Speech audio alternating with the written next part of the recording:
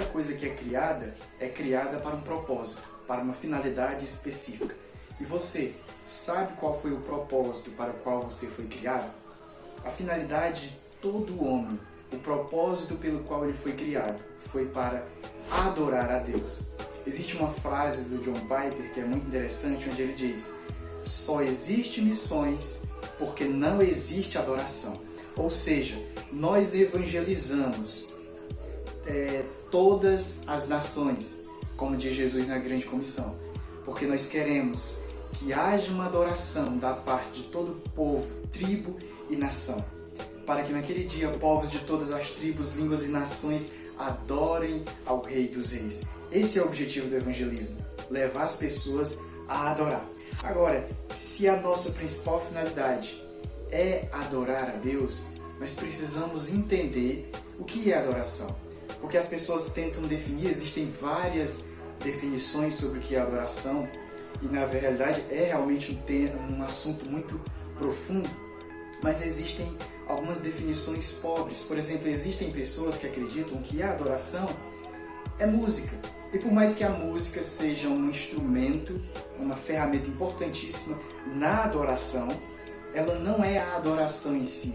A adoração é bem maior, é bem mais ampla. E existem aquelas pessoas que vão dar uma definição onde elas vão dizer: a adoração é um estilo de vida. E essa afirmação está correta, mas o problema é que ela não define o que é adoração. Continuamos sem saber o que é adoração. Tá, é o estilo de vida, mas como é que eu vou ver esse estilo de vida se eu não sei o que significa adoração? Em primeiro lugar, a adoração é uma resposta relacional à revelação de quem Deus é. É concordar com quem Deus é. Então ela é uma resposta que eu dou. Ela é uma entrega, uma oferta, algo que eu ofereço a Deus. Mas esse algo que eu ofereço a Deus, ele é uma resposta relacional à revelação que eu tive do caráter de Deus e dos feitos de Deus. Entendeu? E sendo uma resposta, sempre vai ser algo, uma reação a algo que Deus fez primeiro, aquilo que Deus é. Então, isso é muito importante. Lá em Atos capítulo 17, o apóstolo Paulo vai falar aos atenienses, ele diz que Deus não é servido como se precisasse de alguma coisa. Então veja que a nossa adoração é uma oferta a Deus, mas não é uma oferta como se Deus precisasse dela, porque Deus a todos dá fôlego, a todos dá vida, e aquilo que nós oferecemos para Ele, nós estamos apenas devolvendo em forma de adoração. E outra coisa também é que Deus não está à procura de adoração. Deus está à procura de adoradores. Lá em João capítulo 4, falando com a mulher samaritana, Jesus vai dizer que Deus procura os verdadeiros adoradores. Então veja, se diz que Deus está à procura de adoradores, de verdadeiros adoradores. Deus está à procura. Então nós precisamos se tornar esse tipo de verdadeiro adorador. E ao dizer que Deus não precisa da adoração, porque Ele nunca foi criado, Ele é autoexistente, Ele é eterno, e que Ele não precisa da adoração, mas busca os adoradores, isso fala de um relacionamento. Deus, Ele quer compartilhar Sua glória conosco, e nós só nos satisfazemos, só nos sentimos completos com a Sua glória. Então precisamos entender que Deus está à procura de um relacionamento. A adoração fala disso. É essa resposta relacional à revelação que eu tive de Deus. E por que nós devemos adorar a Deus? Porque Ele é digno. Não depende da forma que você se sente. Eu estou me sentindo triste, não vou adorar a Deus. Não. O motivo da adoração não é como você tem se sentido. É a dignidade de Deus. Apocalipse capítulo 4 vai dizer: digno és, Senhor nosso Deus, de receber toda glória, toda honra, todo poder, porque criaste todas as coisas e por tua vontade elas existem. Veja, todas as coisas não apenas foram criadas por Deus, mas existem, ou seja, elas continuam a existir por causa da sua profunda e grandiosa misericórdia. Um ateu que blasfema contra Deus, mesmo depois de fechar sua boca de ter blasfemado, ele continua respirando com o fôlego que Deus o dá por causa da sua misericórdia. Esse fôlego que nós temos agora, nós podemos respirar, já é motivo de adorarmos a Deus. As suas bênçãos. Se a revelação é uma resposta que eu dou à revelação de quem Deus é, para que exista adoração, tem que haver revelação. Às vezes nós nos perguntamos por que a minha igreja não adora a Deus, por que as pessoas não são fervorosas na adoração. Por quê? Porque elas precisam antes de conhecimento de Deus. E esse conhecimento de Deus, teologia, estudo bíblico, vai produzir revelação. O Espírito Santo ele vai iluminar o coração dessas pessoas e elas vão conhecer a Deus, elas vão ter revelação de quem Deus é, e tendo revelação de quem Deus é, a adoração vai fluir. Então, se a sua igreja não adora, o que ela está precisando é de teologia, de conhecimento bíblico, do mover do Espírito Santo nos corações. É isso que vai produzir a adoração. A adoração vai ser um resultado do conhecimento que temos de Deus. Jesus, ao falar com a mulher samaritana, ele vai dizer: vocês adoram o que não conhecem. O que não conhecem, nós adoramos o que conhecemos. Então veja a importância do conhecimento. Paulo, quando está lá escrevendo a sua carta aos Romanos, ele fala das misericórdias de Deus. Existe um momento em que ele interrompe aquilo que ele está falando para adorar a Deus. E ele começa a dizer: ó, profundidade das riquezas, tanto da sabedoria como do conhecimento de Deus.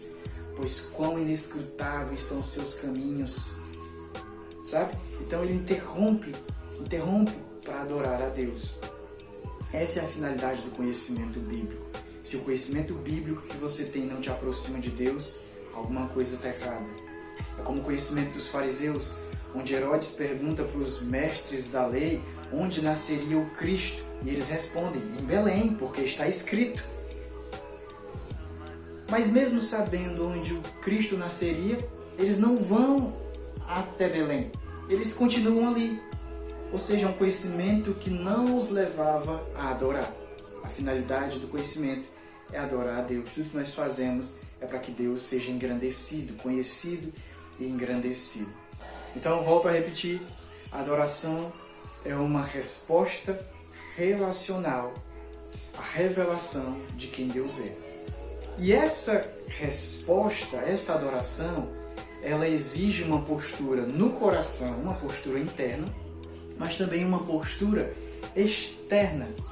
Então, por exemplo, no Antigo Testamento era muito comum que o povo adorasse a Deus, né? Eles adorassem a Deus e eles se prostravam, se curvavam diante de Deus. E esse ato externo, ele simbolizava uma atitude interna no coração. Então veja que era algo que acontecia no coração, mas se expressava corporalmente, fisicamente. Então existe uma fisicalidade na adoração. Quando nós louvamos a Deus, nós levantamos nossas mãos, nós nos ajoelhamos, nós nos prostramos. E tudo isso tem um significado. Tudo isso não foi abandonado no Novo Testamento. Nós vemos em Apocalipse que os 4 seres viventes e os anciãos adoram a Deus dizendo. Então a forma de adorar a Deus é dizendo, é louvando, é elogiando a Deus, porque louvor significa elogio. Mas a Bíblia também diz que eles se prostravam sobre seus rostos e lançavam suas coroas. Então veja que existe 2 maneiras aqui de adoração, uma maneira verbal e uma maneira corporal. Nós podemos sim expressar nossa adoração de maneira física, através de dança. Não aquela dança que o pessoal fica lá na frente dançando aquela coisa, não. Através dos nossos gestos corporais. E nós podemos expressar isso através de louvores, de elogios. Existe uma fisicalidade, mas tudo isso tem que ser uma expressão daquilo que aconteceu no meu interior, porque senão é apenas religiosidade, apenas um ritual. Então é isso que significa adoração em espírito e em verdade. Em verdade, porque tem que ser algo sincero, de acordo com a verdade, como Deus quer, e em espírito, porque tem que ser algo que tem que vir do coração, tem que ser algo no espírito, algo espiritual.